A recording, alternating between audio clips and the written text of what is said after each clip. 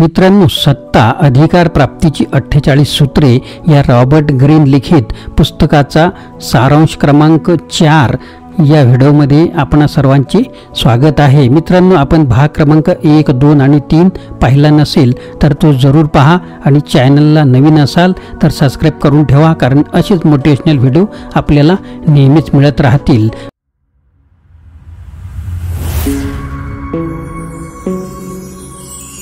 नमस्कार मित्रांनो, माझे नाव आनंद आहे आणि मराठी आनंद यूट्यूब चॅनलमध्ये आपणा सर्वांचे स्वागत आहे। आता आपण पुढील सूत्र क्रमांक कंटिन्यू करणार आहोत। सूत्र क्रमांक 37, नजरेला कैद करणारा भव्य देखावा निर्माण करा।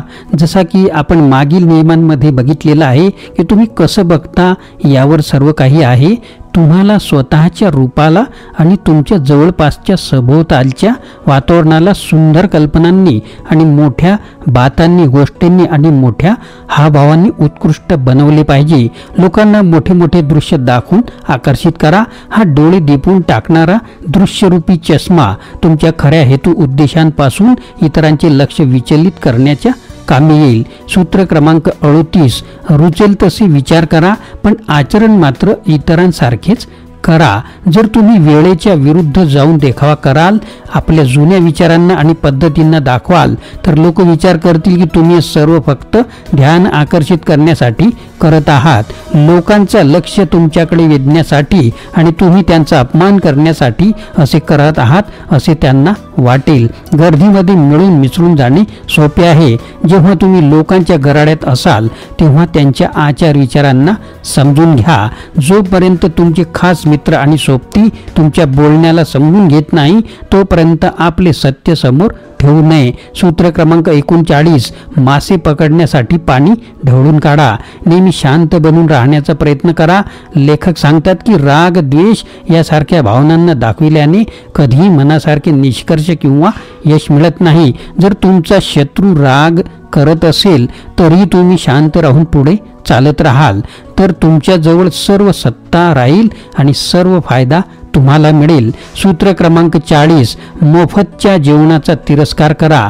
कोणतीही ठेवण्यालायक वस्तूची किंमत चुकवावीच लागते आणि जी वस्तू मोफत आहे ती ठेवण्यासारखी नाही। मोफत किंवा फुकटात मिळणाऱ्या कोणत्याही गोष्टीमध्ये लपविलेले काम किंवा भटकवणारी चाल लपून ठेवलेली असते।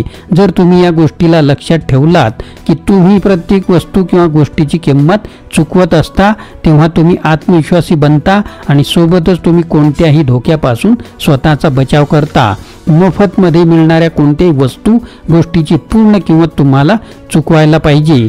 विना मोलभाव करता आपल्या संपत्तीने उदार आणि आत्मविश्वासाने बनणे तुम्हाला अधिक शक्तिशाली बनवते। सूत्र क्रमांक 41, महान व्यक्तींची भूमिका गिरविणे टाळा। लेखक स्वीकार करतात की अतिश्रीमंत आई वडिलांचे होणे अवघड गोष्ट असू शकते आणि असा व्यक्ती बनणे जो महान आणि प्रभावशाली आहे। आवश्यक आहे की तुम्हाला त्यांच्या यशाने घाबरायला नाही पाहिजे आणि त्यांच्या सावलीतच अडकून पडू नये। तुम्ही स्वतःच्या यशासाठी आणि नाव कमविण्याचे हक्कदार आहात। त्यांना मागे टाकण्यासाठी तुम्हाला त्यांच्यापेक्षा अधिक सफल, यशस्वी व्हावे लागेल।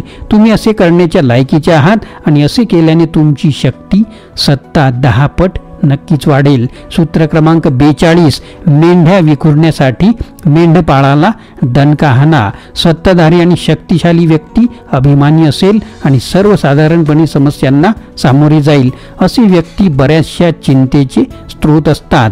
अशा लोकांना स्वतः तुम्हाला प्रभावित करण्याची संधी देणे हानिकारक आहे आणि त्यामुळे तुम्हाला अनेक समस्यांचा सामना करावा लागू शकतो। खरं तर अशा लोकांशी तुम्ही बोलचाल करत नसता। अशा लोकांना स्वतःपासून दूर ठेवण्याची गरज आहे। इतरांनाही त्यांच्याजवळ जाऊ देऊ नये। सूत्र क्रमांक 43, इतरांच्या हृदयाचा ठाव घ्या, त्यांच्या मनावर प्रभुत्व मिळवा। बळजबरी किंवा जबरदस्ती आणि प्रलोभन यामध्ये एक मूलभूत फरक आहे। बळजबरी किंवा जबरदस्ती तुमच्या मनाविरुद्ध कार्य करते, तर प्रलोभन लोकांना जाणीव न होऊ देता, न सांगता त्यांची दिशाभूल करतो, त्यांना प्रोत्साहित करतो. जर तुम्ही कोणाला यशस्वीपूर्वक प्रलोभन देऊ शकलात तर ते तुमच्यासाठी एकनिष्ठ राहतील. प्रलोभन देण्याचा सर्वात परिणामकारक पद्धत आहे की हे माहीत करणे की त्यांची कमजोरी काय आहे, त्यांच्यात कमकुवतपणा कोठे आहे. लक्षात राहू द्या की प्रत्येकजण वेगळा एकमेव आहे आणि तुम्ही एकाच पद्धतीने दोन्ही व्यक्तींना प्रलोभन देऊ शकत नाही. लक्षात ठेवा की त्यांच्यासाठी काय आवश्यक आहे आणि ते कशाने घाबरतात. प्रलोभन ही एक किल्ली आहे तर बळजबरी फक्त शत्रू बनवित असते. सूत्र क्रमांक 44 प्रतिबिंब प्रभावाचा परिणाम साधा. शत्रूला क्रोध आणून निशस्त्र करा. मिरर इफेक्ट म्हणजेच प्रतिबिंब प्रभावाचा एका अवजारासारखे याला वापरा. आरसा दाखविणे म्हणजे तुमच्या शत्रूंना त्यांचीच खरी प्रतिमा दाखविणे, त्यांचाच खरा रूप त्यांना दाखविणे. जर तुम्ही तसेच कृती करता जसे तुमचे शत्रू करत असतात तर ते गोंधळतील आणि तुमच्या हेतूंना समजू शकणार नाही. दुसरीकडे प्रतिबिंब प्रभाव हे एक असे अवजार आहे जे तुमच्या शत्रूंची थट्टा करणे आणि अपमान करण्यासाठी मदत करू शकतो. अशा रीतीने ते स्वतःला आणि आपल्या कृतीला कार्याला पाहू शकतात. त्यांच्याकडे ते अधिकतर वेळा लक्ष देत नाहीत. ही एक प्रलोभन करण्याची पद्धत सुद्धा आहे.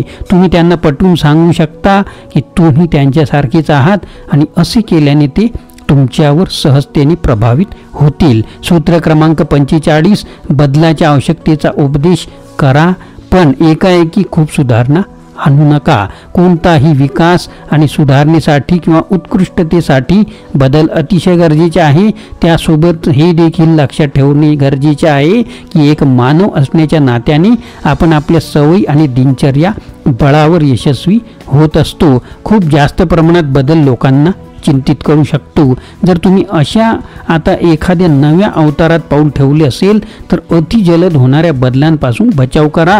पूर्वी झालेल्या बदलांचा आदर करा आणि नवीन बदलांना हळूहळू आत्मसात करा. असे केल्याने लोक तुम्हाला अधिक सन्मान देतील. सूत्र क्रमांक 46 कितीही अतिप्रवीण व पारंगत दिसू नका. अधिकतर लोक असा विचार करतात की ते पारंगत होण्यासाठी कार्य करत आहेत आणि खरं तर ते तिथपर्यंत कधी पोहोचतच नाहीत. ग्रीन असे म्हणतात की जर तुम्ही खूपच कमकुवत दिसून येत असाल किंवा अति चांगले दिसून येत असाल तर तुम्ही स्वतःला धोक्यामध्ये टाकत आहात. मत्सर किंवा हेवा एक सर्वसाधारण गोष्ट आहे आणि लोकांकडून अतिशय धोकादायकपणे कार्यकृती करू घालते. जर तुम्ही परिपूर्ण दिसाल तर तुम्हाला लोकांच्या मत्सराचा सामना करावा लागेल. लोक तुमच्या परिपूर्णतेला पाहून जळफळाट करू शकतात आणि जर तुम्ही आपल्या कमकुवतपणा लोकांना दाखवला तेव्हा लोक तुमच्याजवळ सहजतेने वावरतात आणि तुमच्यावर विश्वास करतात. परिपूर्णता ही एक अशी गोष्ट आहे जी फक्त परमेश्वराची आणि मृत व्यक्तीचे गुणधर्म असतात. सूत्र क्रमांक 48 लोकांच्या नक्की केलेल्या निशाणापलीकडे जाऊ नका. विजयाच्या क्षणी कुठे थांबायचे ते शिका. हा नियम नेहमी एखाद्याला समस्यातून उभारणारा असू शकतो. प्रत्येकजण यश आणि काही जिंकण्याच्या जाणीवतेने प्रेम करत असतो. अशा वेळी नेहमी एक पाऊल पुढे राहणे खूप आवश्यक आहे.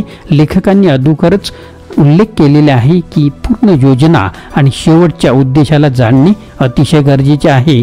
जेव्हा तुम्ही त्या उद्देशापर्यंत किंवा लक्ष्यापर्यंत पोहोचाल तेव्हा थांबून जा.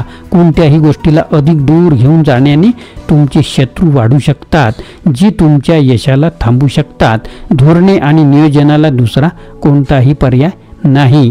एक लक्ष्य निर्धारित करा आणि जेव्हा तेथे पोहोचाल तेव्हा तिथे थांबून जा. सूत्र क्रमांक 48 निराकरत्वाचा बहाणा करा.